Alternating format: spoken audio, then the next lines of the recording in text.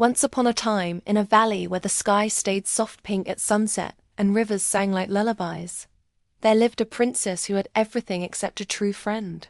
Her palace shone with gold towers and crystal windows, and people called her kind, wise, and brave. Yet every night she sat by her balcony, watching the stars and whispering, "If magic exists, why does my heart still feel empty?" She helped strangers, shared her food with the poor, and listened to every servant with respect. But still, no one stayed close to her long enough to become a real friend. One evening, as a silver moon rose, a glowing light fluttered into her room and turned into a tiny fairy with wings like moonlit glass. The fairy hovered in the air and said softly, "I have heard of your kindness. I bring magic to those who deserve it. Ask for anything." The princess smiled gently and replied, "I don't want jewels or power. I want a true friend." The fairy tilted her head. "Friendship is simple. You give gifts and they stay. That is how it works." The princess shook her head. "No. Friendship is more than gifts." And just like that, a strange journey began.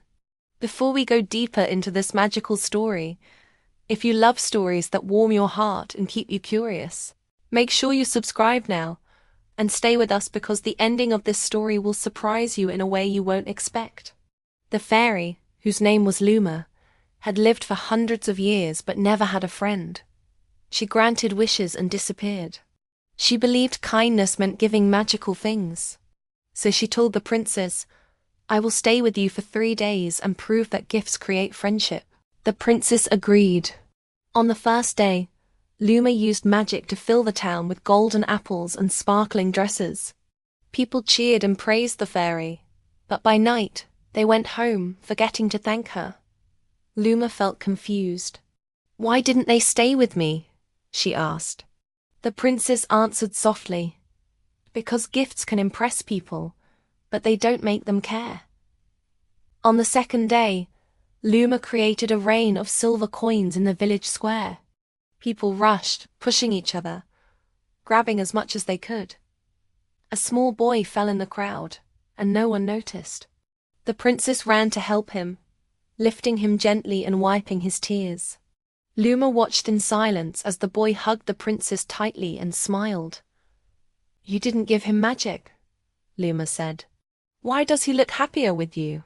The princess replied, "Because he felt seen." That night, Luma sat quietly by the window, thinking for the first time that maybe her magic wasn't enough. On the third day, something unexpected happened. A storm rolled over the valley. Strong winds broke roofs and rain flooded the streets. People were scared. Luma prepared to use magic again, but the princess stopped her. "Watch first," she said.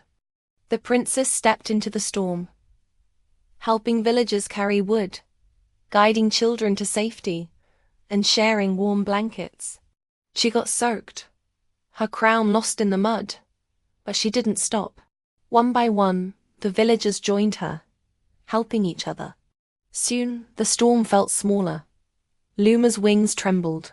She had never seen magic like this before. "Why are they helping you?" she asked.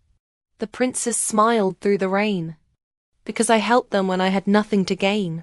Friendship grows from truth and care, not from power." But deep in the shadows of the valley lived someone who hated the princess. A former royal advisor who had been removed for lying and cheating watched the village from a broken tower. He was jealous of the love people had for her. "If she loses their trust," he whispered, "she loses everything." That night, he used dark tricks to make it seem like the princess had stolen the villagers' gold and hidden it in the palace. By morning, rumors spread like wildfire.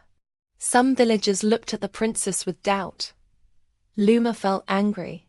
"Let me fix this with magic," she said. The princess shook her head. "No, truth doesn't need tricks." She walked into the town square and spoke calmly. "If you believe I took anything from you, search the palace. Every room is open." The villagers searched everywhere and found nothing. Then a small girl spoke up. She once gave me her own cloak in winter. She would never steal. One by one, people remembered the princess's honesty. The advisor's lie fell apart and he was revealed. Instead of punishing him harshly, the princess said, "You can stay and work honestly, or leave and start fresh somewhere else. But no more lies." The advisor, shocked by her mercy, fell to his knees in shame. Luma watched all of this with wide eyes. "You could have used magic to prove your innocence instantly," she said. The princess replied, "Real trust grows when people see the truth themselves." That night, Luma's glow dimmed. "I have granted thousands of wishes," she whispered, "but I never stayed long enough to care. I thought I was powerful, but I was lonely." The princess reached out her hand. "Then stay, not as a wish granter. As my friend." Luma hesitated. No one had ever offered her friendship without asking for something in return. Slowly, she landed on the princess's shoulder. "What if I don't know how to be a friend?" The princess laughed softly. "We learn together." Days turned into weeks. Luma stopped giving random gifts and started helping quietly. She listened to stories, comforted those who cried, and even admitted when she made mistakes. For the first time in centuries, she felt happy. One evening, she told the princess, "You taught a fairy what friendship really means." The princess smiled. "And you taught me that magic is real when we choose kindness, honesty, and helping others." The valley grew stronger, not because of spells, but because people trusted one another. Even the former advisor began helping rebuild homes, proving that change was possible. Years later, travelers spoke of a kingdom where miracles happened not in flashes of light, but in small acts of care. They spoke of a princess who never stopped helping and a fairy who stayed by her side, not to grant wishes, but to share laughter and truth. And if you ever walk through a quiet valley at sunset and feel a warm breeze or see a tiny glow near a kind act, some say it's that fairy still learning, still growing, still choosing friendship over magic. So here's a question for you.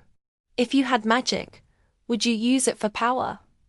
Or would you use it to be a true friend to someone who needs you today?